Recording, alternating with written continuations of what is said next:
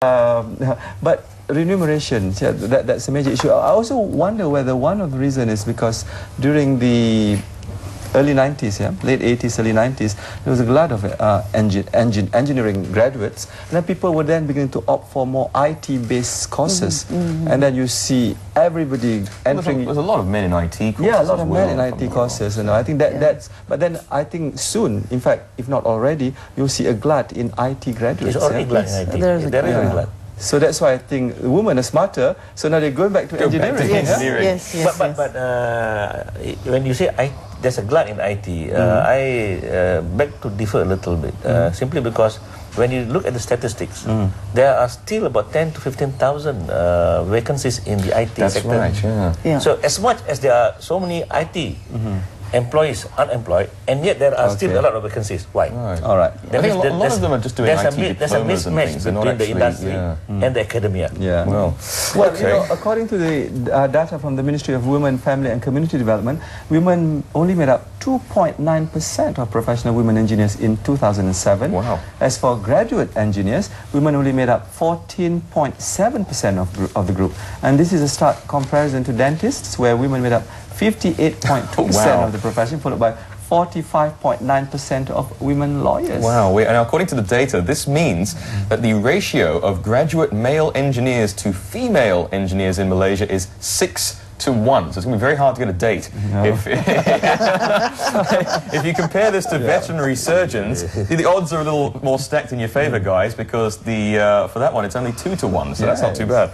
And out of 10 graduate engineers, only 1.47 are women. And the ratio of professional male engineers to female engineers is even wider, with 33 men for every 1 woman. Wow, that's she's going to be very popular. Exactly, very that's popular. why. And out of 10 professional engineers, only 0.29% are women. This is a huge disparity in comparison with accountants, where there are 4.5% women in every 10, or 4.5 women in every 10 professionals. That's those are astounding numbers. Well, that must be very popular among your classmates. I don't know, Datuk, am I popular? She's definitely popular. Yeah.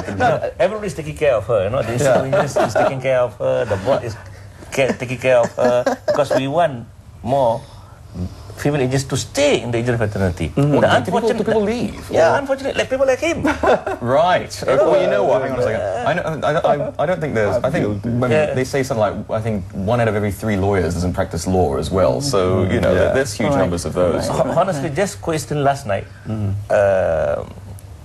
I had a late supper, and I was seated with the group, and suddenly a lady came and introduced herself. Oh, she's doing public speaking, some other business in funding. Oh, okay, right. She's a funding consultant, and I got her card. Surprisingly, she's an engineer. I said, "What are you doing?" They said, "No, I've decided not to do engineering anymore."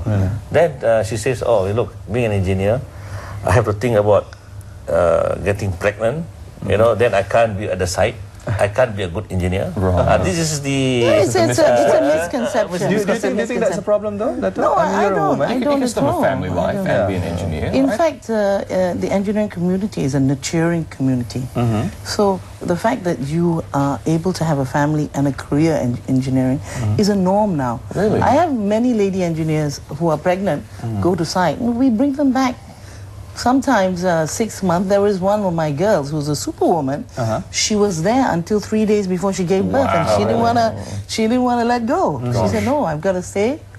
And so it's a misconception. I mean, generally, engineers are undervalued in our society, and I think that's got to change. And the Institution of Engineers and the board is trying to change that. The mindset. We're trying to appearing in programs like this, trying to improve the image of engineers. We're trying to go to secondary schools to encourage engineering as a viable profession.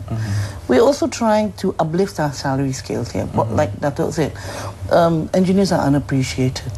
If they go abroad, they in fact get better salaries. Really? If you go to Singapore, you get 3 times the salary you get here. Now, I suppose this is a question probably people out there are wondering, you know, so if they take up civil engineering, for instance, when they graduate, how much do they stand to earn? So now, as a fresh graduate.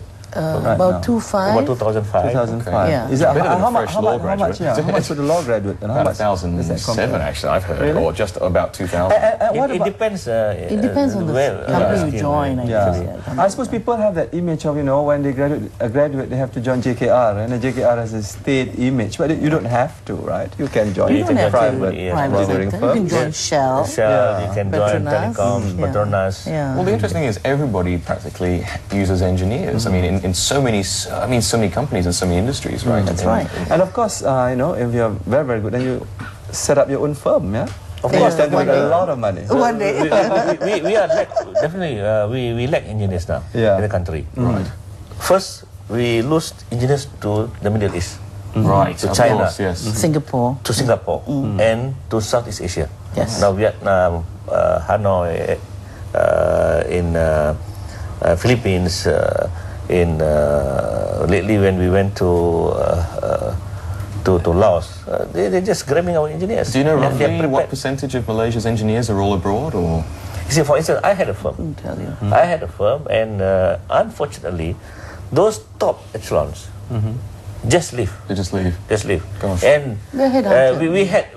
we had no time to pass the experiences to the younger ones. Now, Right, you know? right, It's yeah, unfortunate, you know. So those people who grab the good ones, and they pay 4 or 5 times. So And Malaysia we needs can't to do afford to more pay to them. keep our talent. In Middle East, it's actually 10 times. Yeah, because It's 10 times. there's a rapid, Yeah, building program exactly. in the Middle East, so they're Yeah. grabbing engineers left, right, and center. And from Malaysian everywhere. engineers are very good quality, by and large. We've been well trained. Our universities are usually very good. You see, at the moment, we need very much experienced project managers. Basically, project managers can be, from all these various disciplines. I think there's a general lack in many disciplines, whether it's telecommunications, water, public health, oil and water, gas, dam public engineer. health. Right. So we need So all lots of those. opportunities, There's basically. lots of, so people can't say that there's no jobs out there, but then they just have to get the right profession. For engineers, For I think engineers, there there's is always jobs. always jobs. There's You always put jobs. an advert For all the out. young people out there who are sort of perhaps filling out their university application forms right now and thinking, what subject am I going to do? Any last words to sell engineering to the youth of Malaysia? Well, definitely. Engineering has changed its image. For ladies, it's no longer gender specific. It's we are nation builders, and we contribute to society, and we contribute to making our country, our world, a better place. Yeah. So And how please much more join us. gratifying than that, yeah? That's right. We enjoy our work. We enjoy every day and go out and Is there a website Get for people to log on to, the Board of Engineers Oh, Malaysia? yes, definitely we have. yes, And then what, yes. www. Can you, do you know? I'm sorry. I think it's not a thing. Well, I think if you in IEM, We have IEM. Institution of Engineers Malaysia, if you log on, Okay. I think it's just type in Just type Institute of in Engineers Google. Malaysia. IEM.org.im. Datuk Dr. Haji Abdul Rashid Maidin and Datuk Rosaline Ganendra, looking very glamorous and in a glamorous profession. Thank you so much for joining the Breakfast Show this morning. Thank you very Very much. much. It must be But gratifying. my last word, Yeah. I'm just appealing to the younger generation. Please look into this engineering as a profession where there are a lot more to do. You see, there are a lot of possibilities, there are a lot of flexibilities that you can do after being graduated, being an engineer, and we are looking forward to have more engineers in this country. I believe that there are statistics been mentioned that at the moment we need almost 200,000 engineers.